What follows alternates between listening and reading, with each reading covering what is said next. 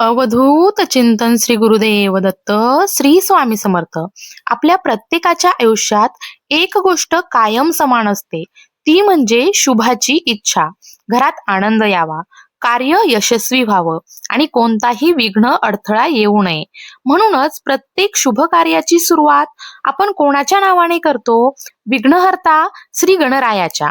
पण तुम्ही कधी विचार केला आहे का, गणेश पूजन करण्याआधीच आपल्या घराच्या दरवाजावर एक गोष्ट का लावली जाते? हो, आंब्याच्या पानांचं तोरण. ही फक्त परंपरा आहे का, की यामागे आध्यात्मिक आणि वैज्ञानिक कारण देखील दडलेलं आहे? आज आपण याच रहस्याचा शांतपणे आणि सखोल प्रवास करणार आहोत. तोरण फक्त सजावट नाही. आजकाल अनेकांना वाटतं तोरण म्हणजे सणासुदीची डेकोरेशन, पण आपल्या पूर्वजांनी कोणतीही गोष्ट कारणाशिवाय ठरलेली नाही. घराचा मुख्य दरवाजा म्हणजे ऊर्जा प्रवेशद्वार. जसं शरीराला तोंड असतं, तसं घराला दरवाजा असतो आणि ज्या मार्गाने लोक येतात त्याच मार्गाने ऊर्जा देखील प्रवेश करते. म्हणून दरवाजावर लावलेलं तोरण हे स्वागत चिन्ह नसून ऊर्जा संतुलनाचं साधन मानलं गेलं आहे. आंब्याचं पान विशेष का? प्रश्न पडतो. इतर झाडांची पानं नाहीत का? मग आंबाच का? आयुर्वेदात आंब्याच्या झाडाला अत्यंत पवित्र स्थान दिलं आहे. आंब्याचं झाड कल्पवृक्षासारखं मानलं गेलं आहे. त्याचं फळ उपयोगी, फूल उपयोगी, साल उपयोगी आणि पानं सुद्धा औषधी. आंब्याच्या पानामध्ये सूक्ष्म उष्ण गुणधर्म असतात. हे गुण वातावरणातील जडपणा कमी करतात असं देखील मानलं जातं. म्हणूनच प्राचीन काळापासून शुभ प्रसंगी आंब्याची पानं वापरली जातात.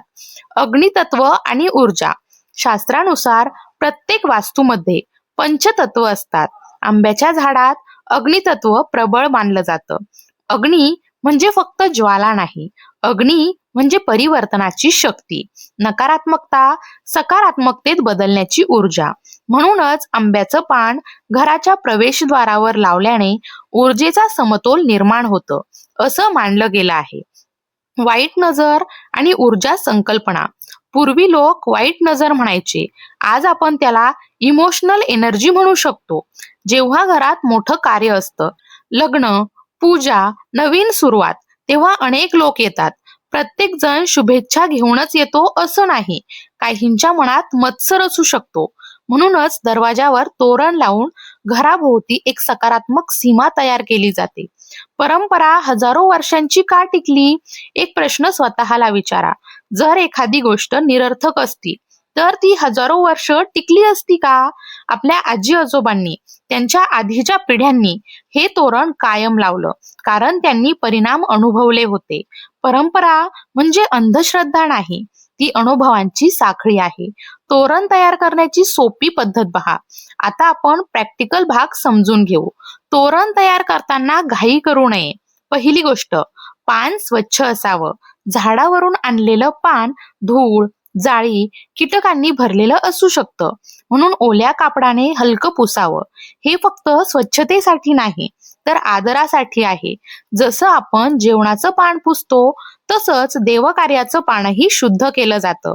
पानाशी भावनिक जोड. एक सुंदर परंपरा आहे. पान हातात घेऊन क्षणभर शांत बसायचं, कारण भावना जिथे जोडली जाते तिथे ऊर्जा निर्माण होते. ही केवळ क्रिया नाही, ही संकल्पना आहे. पानं कशी ओवायची? पूर्वी स्टॅपलर नव्हतं, ग्लू नव्हता, पण बुद्धिमत्ता होती. पानाच्या देठाजवळ छोटंसं छिद्र करून दोरीत ओवायचं.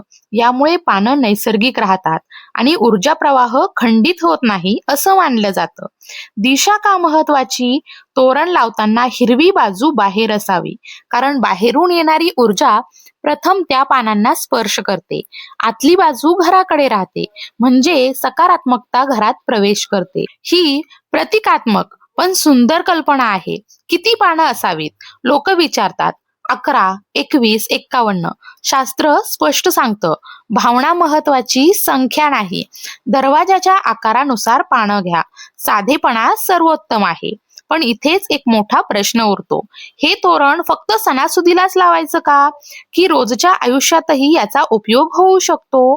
आणि जर घरात सतत अडथळे, तणाव, अस्वस्थता जाणवत असेल तर आंब्याच्या तोरणाचा उपयोग कसा करायचा यामागचं गुपित आता आपण जाणून घेणार आहोत. मित्रांनो, आपण लहानपणापासून एक गोष्ट पाहतो: गुढीपाडवा, गणपती, दिवाळी, दसरा आणि लगेच दरवाजांवर आंब्याचं तोरण. पण एक प्रश्न स्वतःला विचारा, जर ही गोष्ट फक्त सजावट असती तर ती फक्त सणापुरतीच मर्यादित राहिली असती. पण आपल्या पूर्वजांनी सांगितलं, जेव्हा घरात ऊर्जा जड वाटते, कामं अडकतात, मन अस्वस्थ राहतं, तेव्हा देखील तोरण लावावं. कारण तोरण हे उत्सवाचं चिन्ह नाही, ते ऊर्जा संतुलनाचं साधन आहे.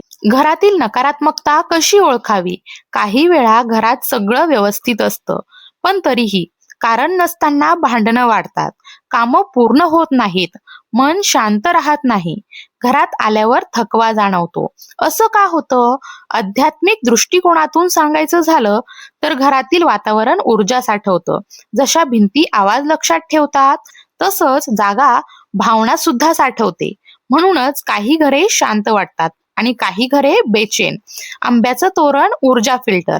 आंब्याची पानं दरवाजावर लावण्यामागे एक सुंदर कल्पना आहे. दरवाजा म्हणजे सीमा, बाहेरील जग आणि घरातील विश्व यामधली रेषा. तोरण त्या सीमेला संरक्षण देतं असं मानलं गेलं आहे. जसं झाड कार्बन डायऑक्साईड शोषून घेतं, तसं प्रतिकात्मकरित्या तोरण नकारात्मक कंपनं कमी करतं, अशी श्रद्धा आहे. तोरण कधी लावावं? महत्वाची गोष्ट लक्षात ठेवा, तोरण लावण्यासाठी मोठा मुहूर्त आवश्यक नाही.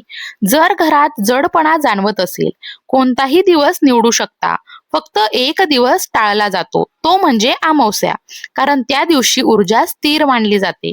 बाकी कोणत्याही दिवशी श्रद्धेने तोरण लावू शकता. किती दिवस ठेवायचं? हा सर्वात मोठा गैरसमज आहे. लोक एकदा तोरण लावतात आणि ते वाळेपर्यंत नाही, तर पूर्ण तुटेपर्यंत ठेवतात. हे चुकीचं मानलं जातं. पानं ताजी असतात, ऊर्जा प्रतीक जिवंत असतं. पानं वाळायला लागली की त्याचं कार्य पूर्ण झालं असं समजावं. म्हणून पानं कोरडी दिसू लागली की शांतपणे काढून टाकावीत. किती वेळा लावायचं? दररोज उपाय करण्याची गरज नाही. आध्यात्मिक गोष्टींमध्ये अतिरेक टाळणं महत्वाचं. साधारण महिन्यातून 1 किंवा 2 वेळा पुरेसं. समस्या असेल तर लावा, नसेल तर जबरदस्ती करू नका. श्रद्धा म्हणजे संतुलन. दरवाजा शुद्ध का ठेवावा? पूर्वी घराचा उंबरठा रोज स्वच्छ केला जायचा, कारण उंबरठा म्हणजे ऊर्जा बदलण्याची जागा. हळदीच्या पाण्याने स्वच्छ करणं ही परंपरा होती. हळद ही शुद्धतेचं प्रतीक मानली जाते. म्हणून दरवाजा स्वच्छ असेल तर तोरणाचा परिणाम अधिक सकारात्मक मानला जातो. सर्व समस्या उपायाने सुटतात का? इथे एक गोष्ट समजून घ्या, कोणताही उपाय 100% जीवन बदलत नाही. तोरण लावलं म्हणून सगळ्या अडचणी नाहीशा होत नाहीत, पण तो आपल्याला सकारात्मकतेची आठवण करून देतो. आणि जेव्हा मन सकारात्मक होतं, निर्णय योग्य होतात. योग्य निर्णय म्हणजे योग्य परिणाम. श्रद्धा प्लस कृती म्हणजेच बदल. फक्त तोरण लावून उपयोग नाही. घरात प्रेम असावं, संवाद असावा, आदर असावा. कारण देव ऊर्जा तिथेच टिकते जिथे मन शांत असतं. स्वामी नेहमी शिकवतात, बाहेर उपाय शोधण्याआधी मन स्वच्छ करा. घराचा दरवाजा सजवण्यापूर्वी मनाचा दरवाजा उघडा. तोरण बाहेर लावलं जातं, पण त्याचा खरा अर्थ आत घडतो. रात्रीची ऊर्जा आणि शांतता. रात्रीचा काळ विश्रांतीचा असतो. जसं आपण दिवस संपल्यावर शांत होतो, तसंच घराला देखील विश्रांती हवी असते. म्हणून संध्याकाळी दीप लावणं, घर शांत ठेवणं आणि देवाचं स्मरण करणं हे वातावरण शुद्ध करतं. लक्षात ठेवा, तोरण ही फक्त पानं नाहीत, ते विश्वास आहे.